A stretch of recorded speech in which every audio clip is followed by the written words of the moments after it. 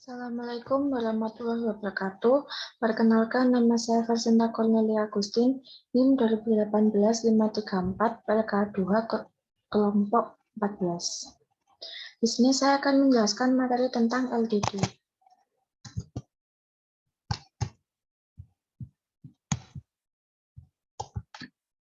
Laporan due diligence terhadap PT Langgeng Sentosa.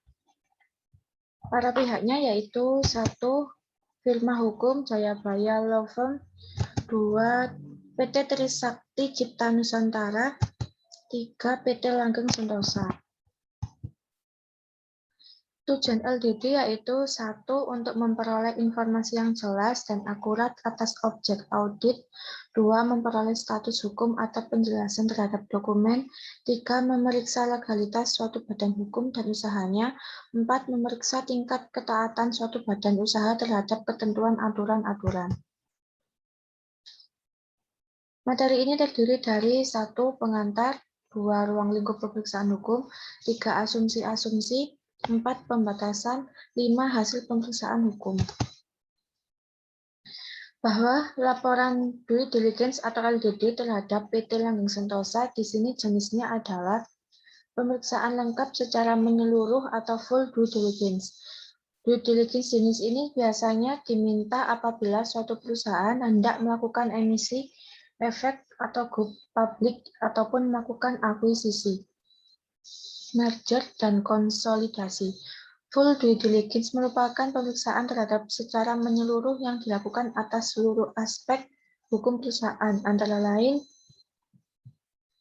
yaitu anggaran dasar perusahaan dan seluruh perubahannya, struktur permodalan dan saham, susunan pemegang saham, direksi dan komisaris, perizinan dan persetujuan, harta kekayaan, asuransi, tenaga kerja, perjanjian dengan pihak ketiga, perkara dan sengketa yang melibatkan perusahaan, direksi, dan komisaris, serta pemegang saham. Bahwa pemeriksaan terhadap secara menyeluruh atau full due diligence yang dilakukan aspek hukum perusahaan, antara lain PT Langgeng Sentosa didirikan di Republik Indonesia pada tanggal 20 Agustus 2014 berdasarkan Akta Notaris Magda Liman Sugiharto, SHMKN nomor 33. Anggaran dasar perusahaan telah mengalami 2 kali perubahan. Adapun perubahan terakhir dengan Akta Notaris Magda Liman Sugiharto, SHMKN nomor 37 tanggal 29 Juli 2018 tentang perubahan pasal 4 mengenai modal. Perubahan tersebut telah diberitahukan kepada Menteri Hukum dan Hak Asasi Manusia dan telah diterima sebagaimana dinyatakan dalam suratnya nomor C1514HT 0104 tahun 2018 tertanggal 10 Agustus 2018. Bahwa anggaran dasar perusahaan dan seluruh perubahannya adalah sah dan benar. Tidak ada masalah dari segi hukum, struktur permodalan dan saham, susunan pemegang saham, direksi dan komisaris, perizinan dan persetujuan, harta kekayaan, asuransi, tenaga kerja, perjanjian dengan pihak ketiga, perkara dan sengketa yang melibatkan perusahaan, direksi dan komisaris, serta pemegang saham.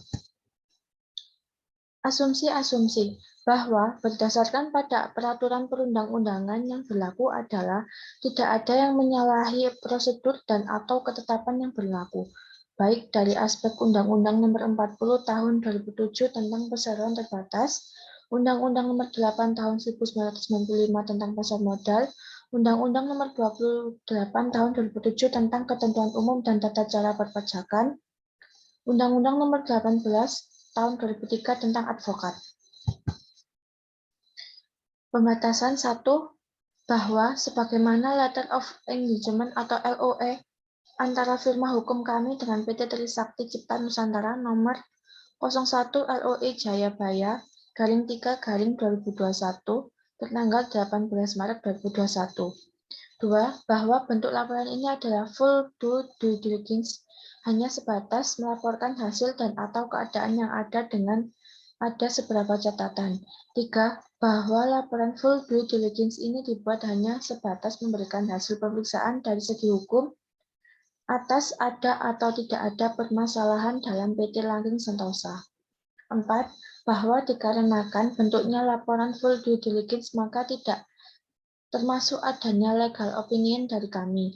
Apabila legal opinion memang disepakati dengan bantuan kami, maka dapat ditindaklanjuti dengan adanya permohonan dari Atlantic Enterprise Pte. Ltd.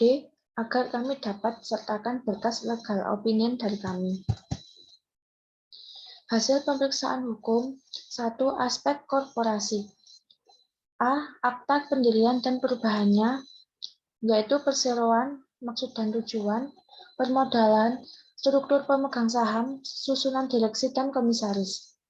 B. Kewajiban pengesahan dan pendaftaran, perizinan dan perpajakan, yaitu izin penanaman modal, izin usaha, izin perpajakan, izin ketenagakerjaan. 3. Harta kekayaan perseroan.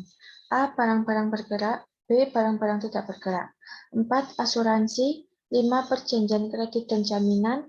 6. Perkara-perkara dan penutup. Sekian presentasi dari saya. Bila ada salah kata, mohon maaf. Dan terima kasih. Wassalamualaikum warahmatullahi wabarakatuh.